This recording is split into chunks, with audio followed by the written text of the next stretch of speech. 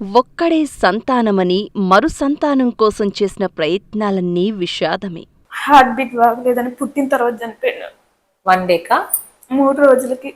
పాప 6 months లో 6 months కి బేబీ బాగలేదని తీసేయించారు.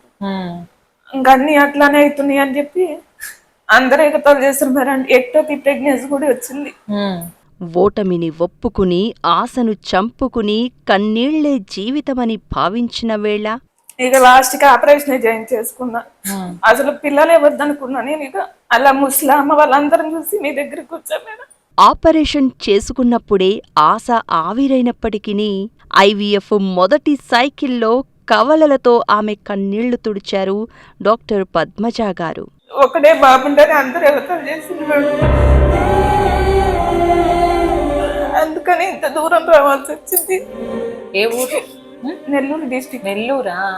అంటే ఫస్ట్ బాబు, తర్వాత బాబు ఎలా చనిపోయాడు? హార్ట్ బీట్ బాగలేదని పుట్టిన తర్వాత చనిపోయాడు. 1 డేకా? 3 రోజులకి. పాప 6 months లో 6 months కి బేబీ బాగలేదని తీసేయించు. ఇంకా అన్ని అట్లానే అవుతున్నాయి అని చెప్పి అందరూ ఎగతాలు చేస్తారు. మరి ఎక్టోపీ ప్రెగ్నెన్సీ కూడా వచ్చింది. ఇక లాస్ట్ కి ఆపరేషన్ జాయిన్ చేసుకున్నా. అసలు పిల్లలు ఎవరిదనుకున్నా నేను. ఇక కానీ అలా ముస్లామ వాళ్ళందరం చూసి మీ దగ్గరికి వచ్చాను. మిమ్మల్ని నమ్మి భూమి అమ్మేసినందుకు నాకు మంచి ఫలితమే వచ్చింది. నీకు పోయిన కొడుకుని బిడ్డని ఇద్దరిని ఇచ్చామా? ఎవరైతే ఎగతాలు చేస్తుండ్రో వాళ్ళ మధ్య తలెత్తుకోవాలి. అంతే అంతే. ఇక మా ఆయన కూడా మీ మీద నమ్మకంతో ఇంత దూరం పంపించింది. చాలా దూరం అమ్మా. పెద్ద బాబు ఎంత ఏజ్? 6 మేడం. వాడికి ఇద్దరిని ఇద్దాం తోడు.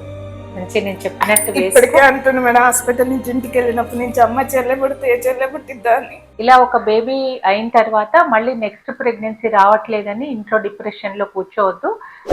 ఫర్టిలిటీ సెంటర్కి వెళ్ళి డాక్టర్ని కన్సల్ట్ అవ్వాలి. దీనికి తగిన మెడిసిన్స్ ఉంటాయి, ఇన్వెస్టిగేషన్స్ చేస్తారు. ఎందుకు రావట్లేదు అనేది చేసిన తర్వాత మెడిసిన్స్ ఇస్తారు. లేదా IUI IVF అనే పద్ధతులు ఉన్నాయి. అలాంటివి చేసుకుంటే మీకు మళ్ళీ సెకండ్ ప్రెగ్నెన్సీ కూడా ఇమీడియట్ గా వచ్చేస్తుంది. ఉన్నాయమ్మా, 2 ఉన్నాయి. కంగ్రాట్స్. ఇంకా వాళ్ళందరికీ దీంతోనే ఆన్సర్ చేద్దాం మనం. సరేనా? ఓకే.